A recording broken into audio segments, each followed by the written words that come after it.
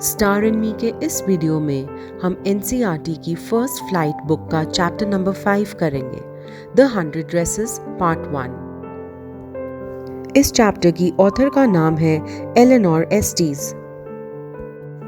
अब इस कहानी के मेन कैरेक्टर्स से मिलते हैं, मैडेलाइन, पेगी और वांडा पेट्रॉन्स्की। मैडेलाइन या मैडी एक अमेरिकन स्कूल गोइंग लड़की है। इस चैप्टर में हम नरेशन मैडेलाइन की नजरिए से सुनते हैं। पेगी ये मैडेलाइन की बेस्ट फ्रेंड है। यह स्कूल की सबसे सुंदर और फेमस लड़की है। और वांडा पेट्रॉन्स्की, वांडा एक पॉलिश अमेरिकन कम्युनिटी की लड़की है।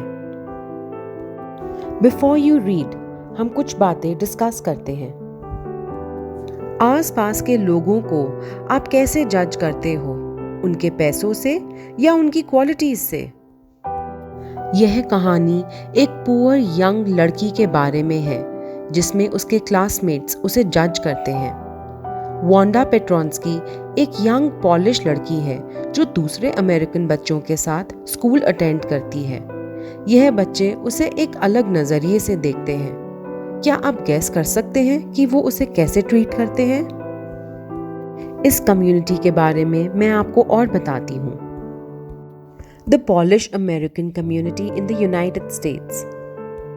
ईयर 1608 में पहली बार पॉलिश कम्युनिटी के लोग माइग्रेट करके अमेरिका पहुंचे, पर 20th सेंचुरी में पॉलिश इमिग्रेशन की सबसे बड़ी वेव हुई जब 1 मिलियन से ज़्यादा पोल्स मतलब पॉलिश लोग माइग्रेट करके यूनाइटेड स्टेट्स ऑफ अमेरिका रहने गए।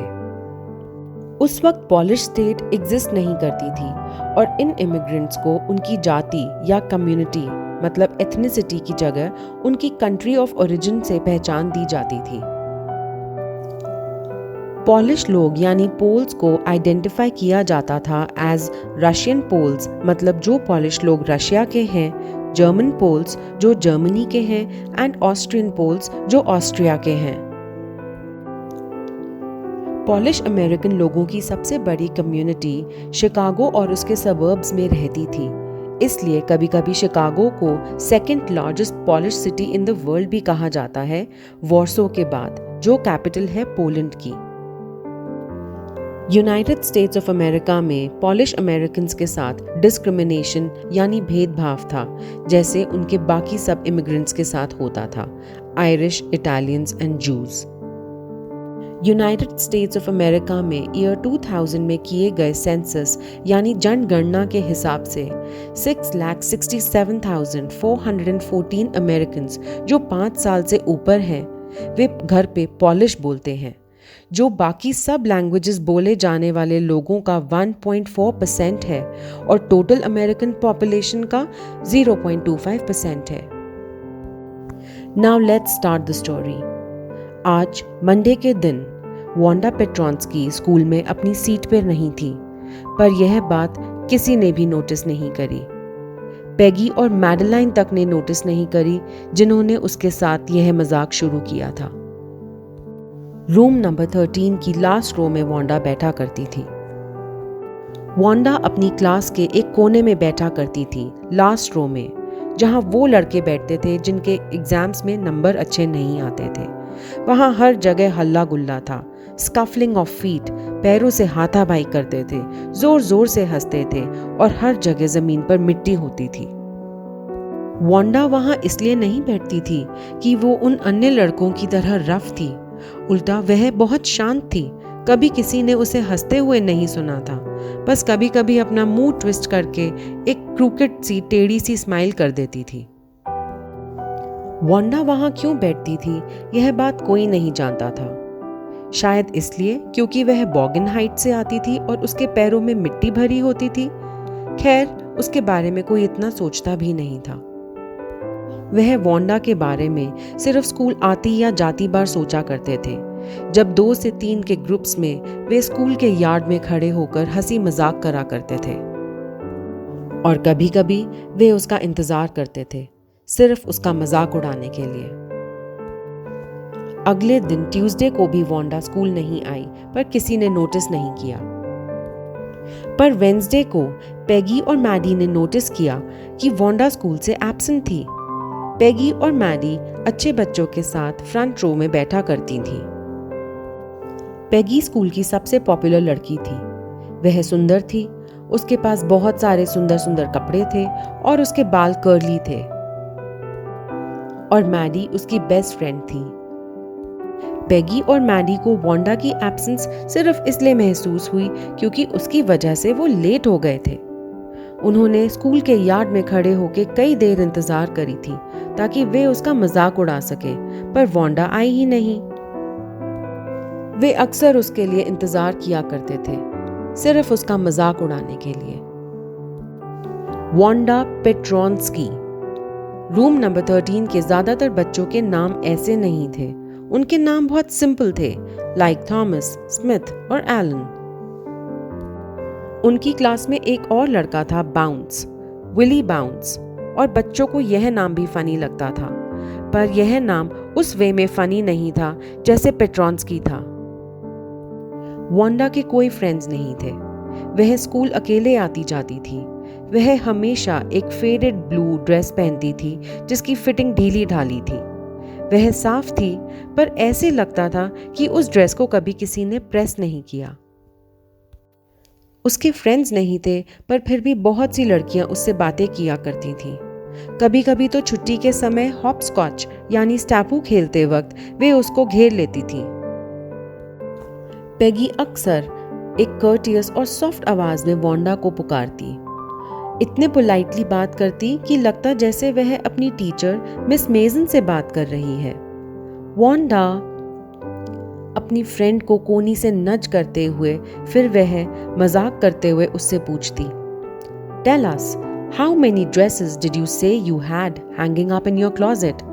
बताओ तो सही कि तुम्हारी अलमारी में कितनी ड्रेसेस हैं? जवाब में वांडा कहती, 100। अपनी गेम छोड़कर सब उसकी ओर देखने लग जाते। 100! exclaimed all the girls incredulously. उन्हें इस बात का विश्वास ना होता। फिर पेगी ने पूछा, वह दिखने में कैसी हैं? सिल्क की हैं क्या? वांडा ने जवाब दिया, हाँ, सब सिल्क की हैं, सारे कलर्स में। फिर पेगी ने पूछा, और वेलवेट की भी हैं? वांडा ने जवाब दिया, हाँ, वेलवेट में भी हैं। 100 ड्रेसेस, सब मेरी क्लोजेट में टंगी हुई हैं। और उसके जाते ही वे सब जोर जोर से हंसने लगते। 100 ड्रेसेस? पेगी ने सोचा। वांडा के पास तो सिर्फ एक ही ब्लू ड्रेस है जो वो रोज पहनती है। फिर उसने ऐसा क्यों कहा? बहुत कहानियां बनाती है ये। और शूज कितने हैं तुम्हारे पास? पेगी ने पूछा। 60 पेयर्स, वांडा ने जवाब दिया। All lined up in my closet, वे सब लाइन से मेरी अलमारी में लगे हैं। Cries of exaggerated politeness greeted this. इसका मतलब है कि वे सब पोलाइट थे नहीं, पर उसका मजाक उड़ाने के लिए बड़ा चढ़ा के वे पोलाइट वे में उसको ग्रीट कर रहे थे। All alike, क्या वे सब एक जैसे हैं? Oh no, वांडा ने जवाब दिया। Every pair is different. वे सब अलग अलग हैं, अलग अलग कलर्स के हैं। All lined up, सब लाइन से लगे हैं। पेगी और उसकी बेस्ट फ्रेंड मैडी, जिन्होंने यह गेम शुरू करी थी, वे हमेशा एंड तक इस गेम में रहते। फाइनली वांडा दुखी और उदास मन से अकेले ही स्कूल की ओर निकल जाती। Peggy was not really cruel. वह एक बुरी लड़की नहीं थी।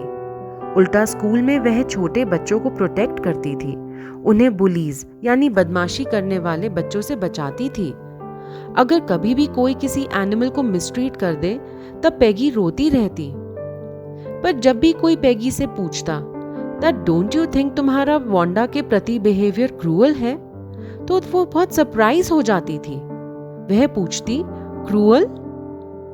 वांडा ने ऐसा क्यों कहा कि उसके पास 100 ड्रेसेस हैं? सबको पता है कि वह झूठ बोलती है। वह झूठ क्यों बोलती है? And she wasn't just an ordinary person. Wanda हमारे जैसी नहीं है। उसका नाम ऐसा क्यों है? Anyway, हम सब ने मिलकर कभी भी उसको नहीं रुलाया। और जहां तक मैडी का सवाल है, इस रोज रोज की गेम ने उसे भी परेशान कर रखा था। मैडी खुद भी एक गरीब लड़की थी। वह किसी न किसी के दिए गए कपड़े पहना करती थी, पर थैंक गॉड वह बॉगिन्स हाइट्स जैसी फनी नाम वाली जगह नहीं रहती थी। कभी कभी जब पेगी अपनी उस मॉकिंग पोलाइट वॉइस, अपनी उस झूठी पोलाइट वॉइस में वोंडा से ऐसे सवाल किया करती थी, तब मैडी बहुत एम्बैरेस्ड फील करती थी। उसे बहुत शर्मिंदगी महसूस होती थी। अपनी पाम में लिए हुए मार्बल्स यानी कंचों को खेलती रहती, गिनती रहती। वह कुछ ना कहती, पर ऐसा भी नहीं था कि वह वोंडा के लिए सॉरी फील कर रही हो।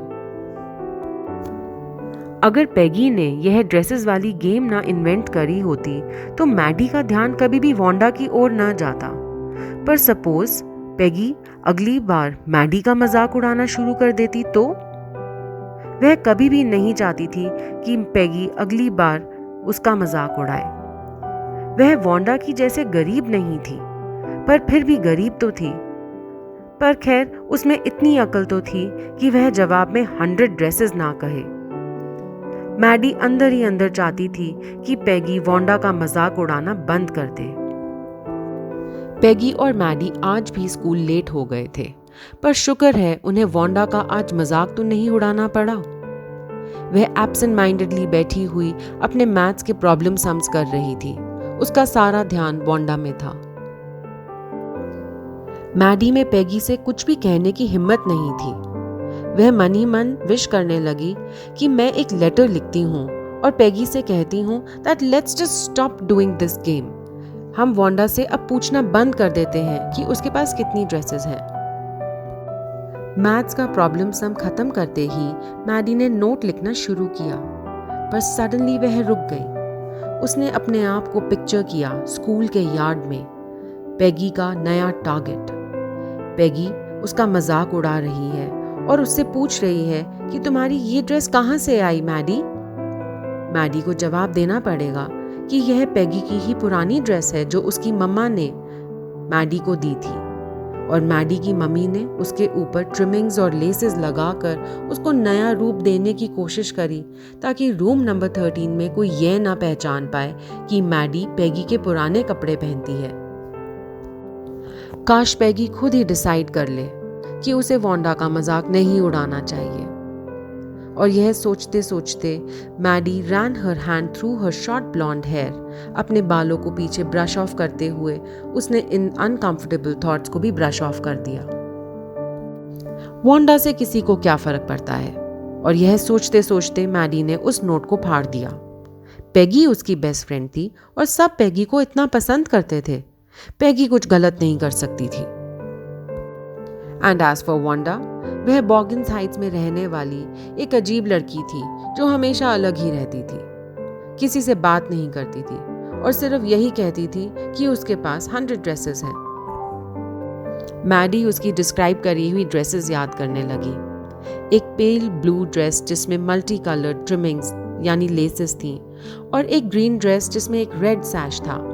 किसी ने उसका मजाक भी उड़ाया था कि इस ग्रीन ड्रेस में तो तुम क्रिसमस ट्री जैसी दिखोगी।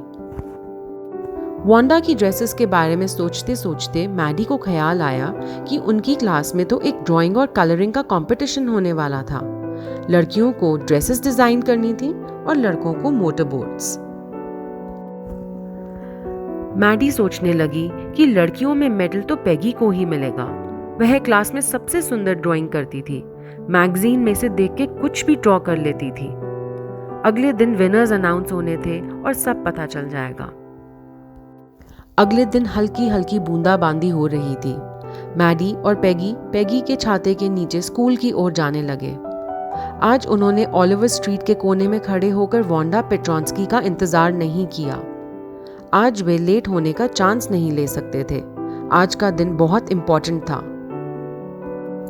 पेगी ने पूछा, क्या तुम्हें लगता है आज मिस मेजन विनर्स अनाउंस करेंगी? मैडी ने जवाब दिया, आई होप सो। स्कूल जाते ही पता चल जाएगा। तुम ही जीतोगी peg.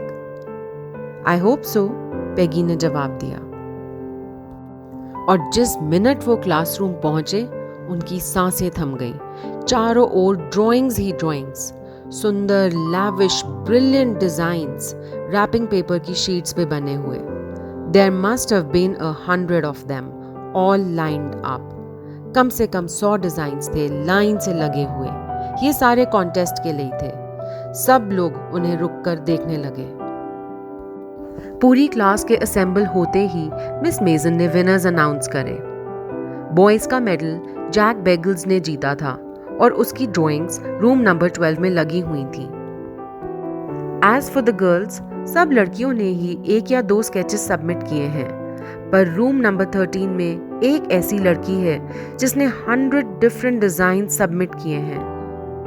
Room number 13 should be proud of her. सारे डिजाइन्स इतने सुंदर हैं कि कोई भी डिजाइन फर्स्ट प्राइज जीत सकता है। और मुझे यह बताने में बहुत खुशी है कि लड़कियों का मेडल वांडा पेट्रॉन्स्की ने जीता है। अनफॉर्चुनेटली वांडा कई दिनों से स्कूल से एब्सेंट है। वह यह मौका भी नहीं देख रही है। लेट अस होप कि वह कल वापस आए। नाउ क्लास, आप सब बच्चे इधर उधर घूम के उसकी ड्राइंग्स देख सकते हैं। The children burst into applause. बच्चे जोर जोर से तालियां बजाने लगे और हर तरफ खूब हल्ला गुल्ला मच गया। लुक पेग, हल्की आवाज में मैडी ने पेगी से कहा। वो रही वो ब्लू ड्रेस जिसके बारे में वांडा ने हमें बताया था। Isn't it beautiful? Yes, Peggy ने जवाब दिया। और वो रही वो green dress. Boy, I thought I could draw. मैं सोचती थी कि मैं ड्रॉ कर सकती हूँ।